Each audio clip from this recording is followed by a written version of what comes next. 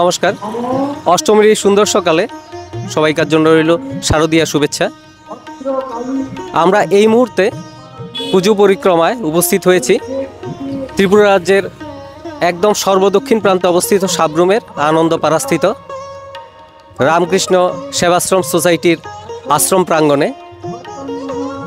এই দীর্ঘদিন ধরে এই পুজোটি এখানে হয়ে আসছে। এই পুজোর একটি অন্যতম আকর্ষণ হচ্ছে অষ্টমীর সকালে কুমারী পুজো।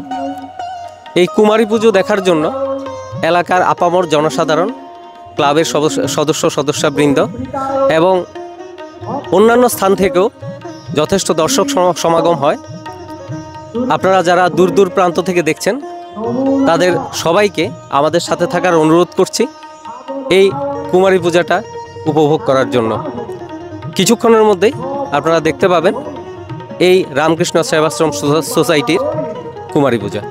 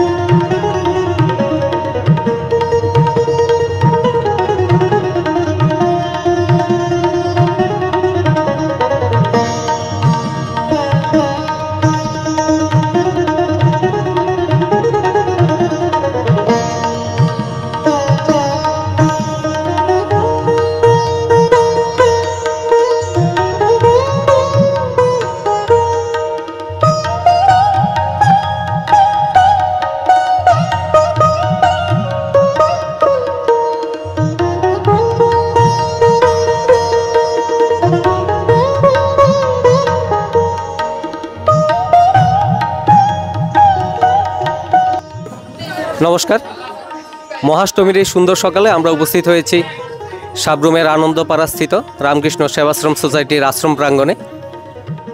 এখানে আমরা একটু পরেই দেখতে পাবো এই পুজোটার বিশেষ আকর্ষণ তথা কুমারী পুজো। আমাদের সাথে রয়েছেন পূজা কমিটির মাননীয় সেক্রেটারি শ্রীযুক্ত শুভঙ্কর দেবনাথ মহোদয়। আমি ওনার কাছ থেকে আজকের পূজার একটু বিশদ বিবরণটা জেনে নিতে চাইছি। নমস্কার দাদা। নমস্কার। রামকৃষ্ণ সেবাশ্রম সোসাইটির পক্ষ থেকে সমস্ত সাব্রুমবাসীকে জানাচ্ছি মহাষ্টমীর শুভেচ্ছা। আমাদের এবারের যে পুজো আমরা প্রত্যেকবারই করে থাকি। অ্যাকচুয়ালি আমাদের এই মন্দির প্রতিষ্ঠা হয়েছিল 1997 সালে। তো তারপরে এই মন্দির আপগ্রেড হয় 2011 সালে, এবং 2011 সালে আপগ্রেড হওয়ার পর থেকে 2012 সাল থেকে আমাদের এই কুমারী পুজো শুরু হয়। মহাষ্টমীতে এই যে কুমারী পুজোর পরম্পরা প্রায় 14 বছর হতে চললো এই বছর নিয়ে। তো আমরা অত্যন্ত নিষ্ঠা সহকারে এবং যে বেলুর মঠের যে রামকৃষ্ণ মিশনের যে বিশুদ্ধ পঞ্জিকা মতে অত্যন্ত নিষ্ঠা সহকারে আমরা এই পুজো করে থাকি। আমাদের ভক্তবৃন্দ যারা রয়েছেন এবং সমগ্র সাব্রুমবাসী এবং কর্মক্ষেত্রে যারা বিভিন্ন সময়ে সাব্রুমের সঙ্গে জড়িত আছেন তাদের প্রত্যেকের সহযোগিতায় আমরা এই অনুষ্ঠানটিকে সুন্দর এবং সাফল্যমণ্ডিতভাবে করতে পারি। আমরা যেমন জানি যে রামকৃষ্ণ সেবাশ্রম সোসাইটি শুধুমাত্র দুর্গাপূজা করে না, পুরো বৎসরব্যাপী তাদের বিভিন্ন সেবামূলক কাজ থাকে, সেগুলো একটু তুলে ধরার জন্য দাদার কাছে অনুরোধ জানাই। রামকৃষ্ণ সেবাশ্রম সোসাইটির বিভিন্ন সেবামূলক কাজের মধ্যে রয়েছে আমরা আমাদের আশ্রমে কিছু রেসিডেন্সিয়াল একটা সার্ভিস রয়েছে। সেখানে আমরা বিভিন্ন প্রত্যন্ত অঞ্চল থেকে প্রত্যেক বছর 4-5 জন করে স্টুডেন্ট আমাদের এখানে বিনা পয়সায় ওদের থাকা এবং খাওয়ার ব্যবস্থা করে দিই, এবং সেই সঙ্গে ওদের পড়াশোনার ব্যবস্থা করে দিই। এবং যারা এখানে রয়েছে বিগত কয়েক বছর ধরে প্রত্যেকেই খুব ভালো রেজাল্ট করে বেরিয়ে যাচ্ছে প্রত্যেকবারই। তো এই একটা বিশেষ দিক। আর এছাড়াও আমাদের সারা বছর নানা রকম সেবামূলক কাজ রয়ে থাকে, যেমন বস্ত্র বিতরণ বা বিভিন্ন দুর্যোগের সময়, গত বছর বন্যা দুর্যোগের সময় সাব্রুম রামকৃষ্ণ সেবাশ্রম সোসাইটির পক্ষ থেকে বিভিন্ন অঞ্চলে আমরা ত্রাণ নিয়ে বেরিয়েছিলাম। এছাড়াও সারা বছরব্যাপী আমাদের নানা রকম কর্মসূচি থাকে জনগণের হিতার্থে। রামকৃষ্ণ সেবাশ্রম সোসাইটি, যেমন দাদা বললেন, বিশুদ্ধ পঞ্জিকা মতে তাদের পুজো হয়ে থাকে সাবেকি পদ্ধতিতে। তো পুজোর একটা দিন রামকৃষ্ণ সেবাশ্রম সোসাইটি যেভাবে পুজো করে আসছেন তাদের উত্তরোত্তর শ্রীবৃদ্ধি হোক, এটাই কামনা।